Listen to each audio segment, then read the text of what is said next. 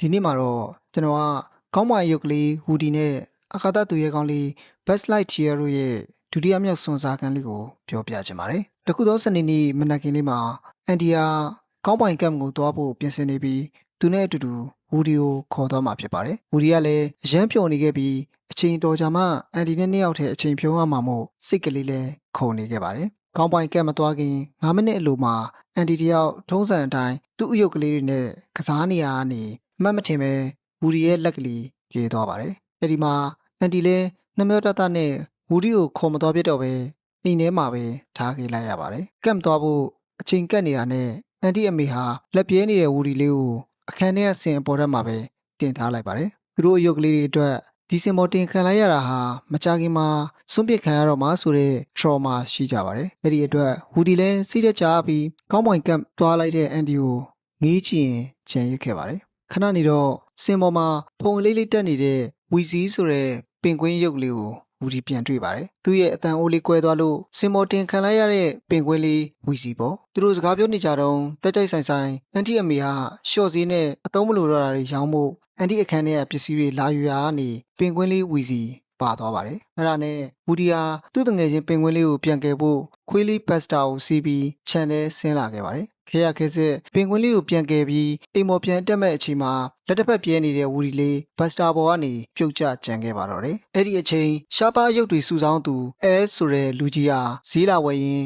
ဝူဒီကိုမြင်သွားပြီးအန်တီအမေကမယောင်းပါဘူးဆိုတဲ့ကြားကနေရအောင်ခိုးသွားပါတော့တယ်။ဒီဖြစ်စဉ်အလုံးကိုအိမ်မော်ကနေလှမ်းမြင်လိုက်ရတဲ့ဘတ်ကဝူဒီကိုကယ်ဖို့ပြေးလိုက်သွားခဲ့ပေမဲ့မမီတော့ပါဘူး။ဒါကြောင့်အိမ်ပြန်လာပြီးဝူဒီကိုသွားကယ်ကြဖို့အယုတ်တအုပ်ပလန်ချကြပါတော့တယ်။တစ်ဖက်မှာလည်းအဲဟာဝူဒီကိုသူ့ရဲ့တိုက်ခန်းစီခေါ်လာခဲ့ပါတယ်။ဝူဒီတယောက်၆လန့်တကြားနဲ့ဒီလူကြီးလက်ကနေလွတ်ပြီးအန်တီစီပြန်နိုင်မှုတဲအတန်ကြိုးစားနေပါတယ်။အဲ့ဒီအချိန်ဂျက်စီလို့ခေါ်တဲ့ကောင်းပိုင်ရုံးမလေးရဲ့မြင်းရုပ်ကလေးဘူစအိုင်းနဲ့သူ့ရဲ့ဘူးထဲကနေတခါမှမထွက်ခဲ့ဘူးတဲ့ Stinky Pete ဆိုတဲ့မိုင်းတွင်းအလုတ်သမားအယုတ်တွေဟာဝူဒီကိုတွေ့တာနဲ့အားရဝမ်းသာနှုတ်ဆက်ကြပါတယ်။ပြီးတော့ဝူဒီကိုသူ့ဘဝဆက်ကြောင်းပြန်ပြောပြကြပါတယ်။အဲ့ဒီမှာဝူဒီဟာသူက1950ပြည့်နှစ်တွေတုန်းကအရန်နာမည်ကြီးခဲ့တဲ့ Woody's Roundup ဆိုတဲ့ကလေးရှိုးကတန်ဖိုးကြီးတဲ့ရှေးဟောင်းအယုတ်ကြီးဆိုတာသိလိုက်ရပါတော့တယ်။ Jesse, Bullseye, Stinky Pete တို့ဟာသူ့ရဲ့အဖွဲ့သားတွေဖြစ်ပါတယ်။ဒါကြောင့်ပဲအဲကဒီအယုတ်တစ်ဆက်လုံးကိုဂျပန်နိုင်ငံတိုကျိုမြို့ကအယုတ်ပြတိုက်ကြီးတစ်ခုစီဈေးကြီးကြီးနဲ့ရောင်းဖို့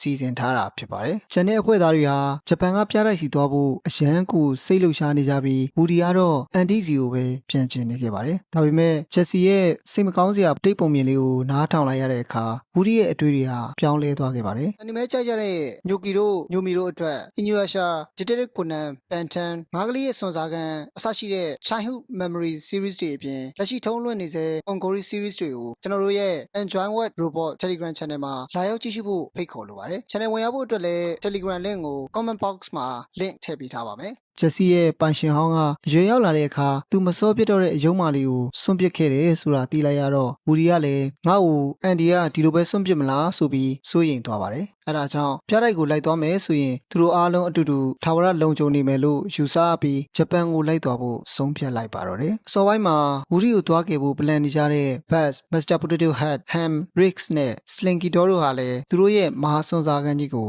စတင်လာခဲ့ကြပါပြီ။သူတို့ဟာ L ရဲ့ Triumph ဆိုတဲ့အယုတ်ဆိုင်ကြီးစီရောက်ဖို့တလန်းပြီးတလန်းတပလောက်ပြီးတပလောက်အားသွန်ခွန်ဆိုင်လမ်းလျှောက်လာကြပါတယ်။လမ်းမှာရေစရာကောင်းတဲ့အဖြစ်အပျက်တွေအမှားယွင်းတွေအများကြီးဖြစ်ပျက်ခဲ့ပြီးနောက်ဆုံးမှာတော့ L ရဲ့အယုတ်ဆိုင်ကိုရောက်လာကြပါတော့တယ်။ဒါပေမဲ့အဲ့ဒီမှာဝူဒီမရှိပါဘူး။အဲ့ဒီအချိန်ဘာဆက်လုပ်ရမလဲမသိတော့တဲ့ဘတ်တို့လည်းအချိန်ကိုက်ဆိုင်ကိုရောက်လာတဲ့ L ကိုတွေးလိုက်ရပြီးဝူဒီတို့ကိုရောင်းစားဖို့ဂျပန်ကိုသွားတော့မယ်ဆိုတာသိလိုက်ရတာနဲ့သူ့နောက်ကနေလမ်းတစ်ဖက်ကတိုက်ခန်းကိုလိုက်သွားကြပါတယ်။အရန်ကိုစူးစားရုံးကန်လို့အပြီးမှာတော့ဘတ်နဲ့အဖွဲ့သားတွေဟာဝူဒီကိုရှာတွေးပြီးအိမ်ပြန်ကြဖို့ပြောလိုက်ပါတယ်။ဒါပေမဲ့ဝူဒီကပြန်မလိုက်တော့ပါဘူး။သူဟာဂျက်စီတို့နဲ့အတူတူဂျပန်ကိုပဲလိုက်သွားတော့မှာဖြစ်ကြောင်းပြန်ပြောလိုက်ပါတယ်။အဲဒီမှာဘတ်ကအရင်တော့ဝူဒီကိုယ်တိုင်ပြောပြခဲ့တဲ့အယုတ်တွေဆိုတာကလေးတွေရဲ့ချစ်ချင်းမေတ္တာကိုခံယူရင်းကလေးတွေကိုပျော်ရွှင်အောင်ဖန်တီးပေးရတယ်ဆိုတဲ့အကြောင်းပြန်သတိပေးပြီးအိမ်ပြန်ခေါ်လို့မရတော့တဲ့ဝူဒီကိုထားခဲ့ပါတယ်။အဲဒီအချိန်ကျမှဝူဒီလည်းအန်တီနဲ့အတူတူပျော်ရွှင်ခဲ့ရတာတွေကိုသတိရပြီးကလေးတယောက်က